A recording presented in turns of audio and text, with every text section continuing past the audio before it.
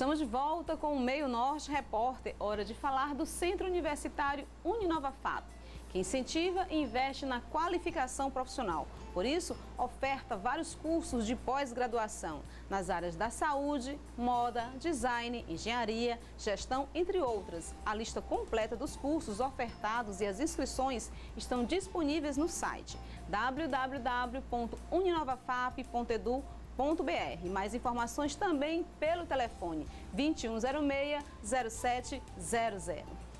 Para garantir o futuro, você precisa estar no centro de tudo. Vestibular UniNovaFap 2015.2. Novas inscrições. Um centro universitário com estrutura completa, diversas áreas de conhecimento e excelentes professores. Cursos de graduação presencial e novos cursos de graduação à distância para você estudar em qualquer tempo e lugar com a mesma qualidade. Para mais informações, acesse uninovafap.edu.br. Mire no futuro e acerte no UniNovaFap, o seu centro universitário. Olha aí, Kátia Rodrigues, fazemos parte desta família UniNovaFap. Verdade, a gente está de férias, Pedro, mas se Deus quiser, em agosto estamos de volta, né? Terminamos o 7º período, vamos agora para o 8º. Tá pertinho, Kátia Rodrigues? Um ano e meio, né? Não, no próximo ano, não faça essa cara não. Só ria, porque no próximo ano, com certeza vai dar certo a nossa formatura em Direito. Em Direito. Se Deus quiser, a gente aproveita, Pedro, para mandar um alô especial para a reitora lá do Centro Universitário UniNovaFap, Cristina Miranda. Cristina Miranda. E os nossos professores e professoras que estão assistindo nós. Com certeza, um beijo especial para todos eles. E vamos direto ao nosso quadro de entrevista com o repórter Julimar Silva, que recebe hoje o sociólogo Luciano Melo. Vamos saber como surgiu o terceiro setor. Exatamente, Pedro. E além disso, como atuam as organizações não governamentais e de que forma as ações governamentais poderiam ser mais efetivas para que a sociedade fosse mais bem assistida? As respostas? Confira na entrevista. Pedro Borges e Kátia Rodrigues, hoje no nosso quadro de entrevistas, nós recebemos o professor e sociólogo Luciano Melo. Nós vamos conversar sobre o terceiro setor, este campo importante que leva a assistência a muitas pessoas. Eu gostaria, inclusive, iniciar lhe perguntando o que leva ao surgimento do terceiro setor. A igreja, ela já trazia essa função, a Igreja Católica, foi importada, é um modelo europeu?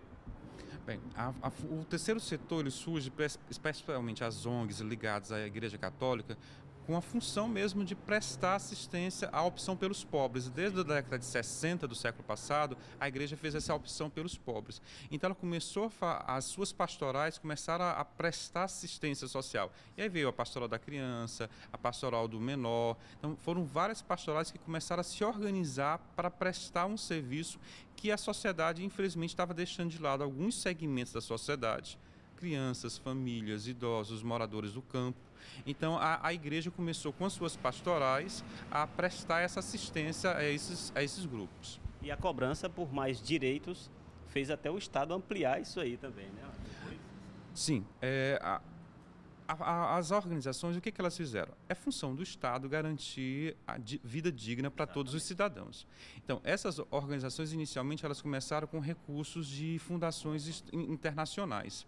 Só que à medida que esses recursos foram minguando, eles tiveram que fazer parcerias com o Estado, né? Então, essas ONGs, elas sempre fizeram a função de fazer a crítica, de informar sobre a sociedade, fazer um debate sobre a sociedade, como é importante acolher esses segmentos sociais que eram desprivilegiados das políticas públicas, prestavam uma certa política dentro das possibilidades delas e também começaram a reivindicar que o Estado expandisse os seus serviços através de parcerias entre as ONGs e o Estado. Agora a gente percebe que o país hoje está repleto de ONGs, organizações não governamentais.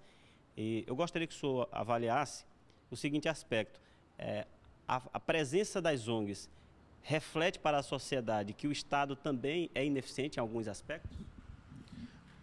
Vou dizer que o Estado ele é limitado em alguns aspectos, né? E aí as ONGs elas vieram somar forças com os reclames da sociedade para que alguns serviços fossem prestados dignamente a esses segmentos. Então, as ONGs são nada mais do que extensões da sociedade. A sociedade reivindicava essas políticas e aí se organizaram em grupos que prestam assistência. Tem algumas ONGs que não conseguem a parceria do Estado, sobrevivem de doações, de parcerias com outras organizações, outras fundações. Voluntariado. E tem organizações que conseguem essa parceria. Então, o Estado é limitado.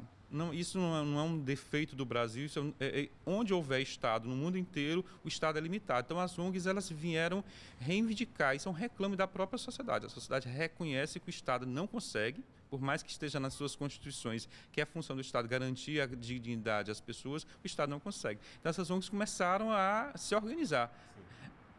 Até uma crítica que se faz, porque parecia que inicialmente elas vieram substituir o Estado. E elas não vieram substituir o Estado, elas vieram ocupar um espaço que o Estado não ocupava.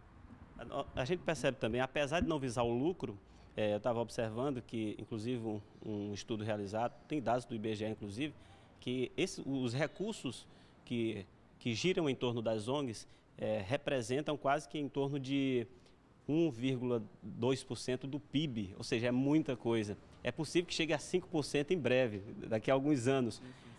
Isso aí, a gente percebe, pode olhar também pelo outro lado, que abriu também oportunidades de trabalho para muitas pessoas? Sim, indiscutivelmente hoje as ONGs empregam muitas pessoas e que elas, com as parcerias com o Estado, elas acabam oferecendo serviços, né, que o Estado optou. E aí tem uma discussão muito séria sobre isso, que aí algumas ONGs elas têm uma vinculação muito forte com certos grupos políticos e se tornam prisioneiras desses grupos políticos, né? Mas outras ONGs extremamente sérias, né, conseguem manter sua autonomia e prestar um serviço de qualidade onde o Estado se demonstrou ineficiente.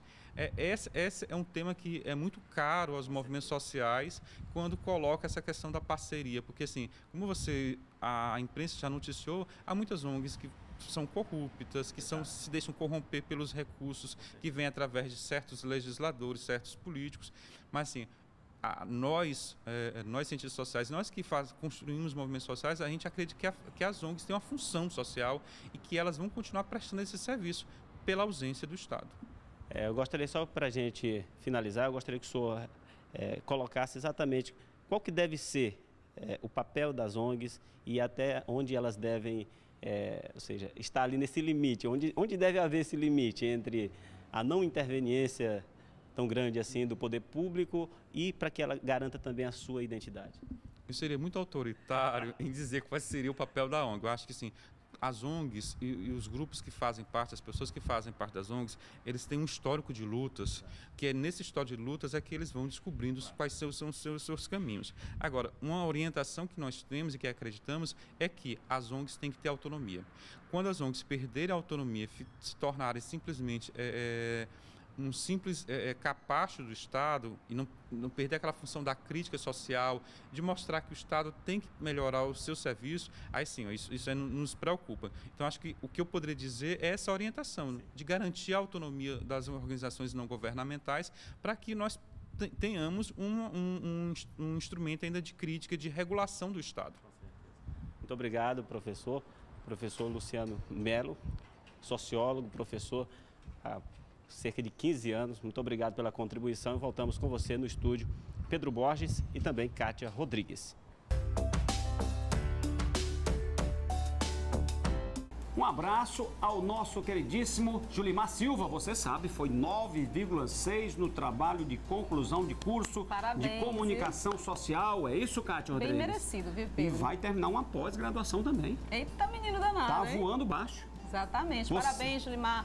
Você merece, eu não tinha dúvida alguma, Pedro, viu? Eu também não. Que ele ia conseguir uma nota dessa. Beleza. Veja no próximo bloco. Vamos mostrar o projeto Viver com Dignidade na Zona Sul de Teresina, que eleva, dentre outras ações, saúde e educação aos assistidos. E ainda você vai conhecer o Centro de Apoio ao Surdo. A escola ensina pessoas da comunidade, instrutores e pessoas surdas a conhecerem um pouco mais sobre a Libras, a língua brasileira de sinais. É muito interessante, viu? Não saia daí que a gente volta já já.